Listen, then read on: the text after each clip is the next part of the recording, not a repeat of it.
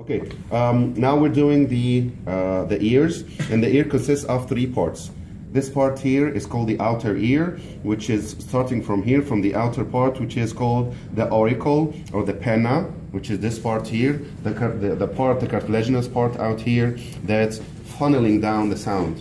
And the second part will be here, which you see number 4. This is called the external auditory meatus and canal. External auditory, right here. And this will be the tympanic membrane, which is the end of the outer part. So the outer part, again, this is the auricle or penna. This is the external auditory meatus and canal, and it will end at the tympanic membrane, which is called the eardrums, which is this number 7 here. This is the outer ear. The middle ear. The middle ear is the part from the inside of the tympanic membrane, okay, going all the way to the inner ear. This is the inner ear. So this part inside here. And what you see in the middle ear will be the bony labyrinth, which is the bone around the structures here. This is called the bony labyrinth, all the bone here, outside here. And you have incus, malleus, and stapes. And I prefer to take it MIS, like mess. MIS. Malleus, incus, stapes. This part, which is it should be attaching here to the tympanic membrane or the eardrums. This is called the M, malleus. This is called the incus, and this is the stapes, and the rest of it is here. So this part of the stapes. So again, MIS. The middle, the three auditory ossicles. We have three auditory ossicles. Number 1, M-I-S, M-I-S. Malleus, which is this part. It should be attaching here. If you look at this, it's this part here. It's attaching to the tympanic membrane. This is the eardrums or the tympanic membrane. So this will be the M, which is the malleus. This part here, which is like wedge shaped, this will be the incus. And this is the stapes plus this part. So this should be attaching to this.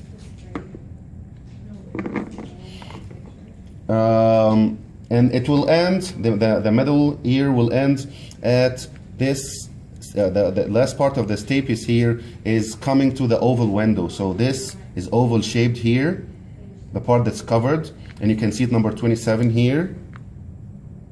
This is called the oval window. You don't see the window itself because the stapes is closing the window, but this is called the oval window, and it's an oval structure here, number 27. So this is the oval window. This is the inner ear, and this will be the bony labyrinth outside, and inside here, these colors are the membranous labyrinths. These brown, blue structures here is called the membranous labyrinth, meaning this is bone, basically.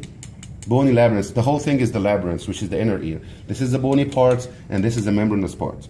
Bony labyrinth and membranous labyrinth. The inner ear consists of the following. This part here is called the cochlea. This part in the middle here is called the vestibule, and these three. This part is cut, but it should be continuous here. These are the semicircular canals. You see, it's half a circle. If you look at it like this. This is half a circle, and this is another half a circle, or a part of the circle not complete, and this is another one. You have 3 semicircular canals, which are responsible for the dynamic equilibrium. This part here is the vestibule, and this is responsible for static equilibrium. And again, this is the oval window, which is the entrance to the vestibule, and look at this one. Number 28, this is a round window, and you can easily discriminate between those two. This is round and this is oval. So we have 2 windows. This is the entrance and this is the exit. Oval window and the round window. And as you see here, this is the nerve. This part here, this is the Vestibulocochlear Nerve, which is going to take the information from the vestibule and from the cochlea and go all the way to the brain. If you look at this one here, it's showing the same thing basically. These are the semicircular canals, complete. It is 1, 2, 3 semicircular canals. This part in the middle, this is the vestibule and cochlea. Cochlea, snail-shaped cochlea, vestibule in the middle, semicircular canal. So if you know the cochlea and the semicircular canal, the part in between is called the vestibule.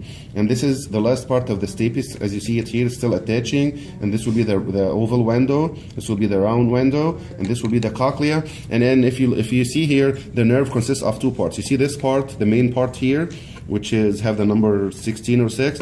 This part here is the cochlea. So this is the cochlear part of the nerve. And you see this, the other part here, it's coming from the vestibule.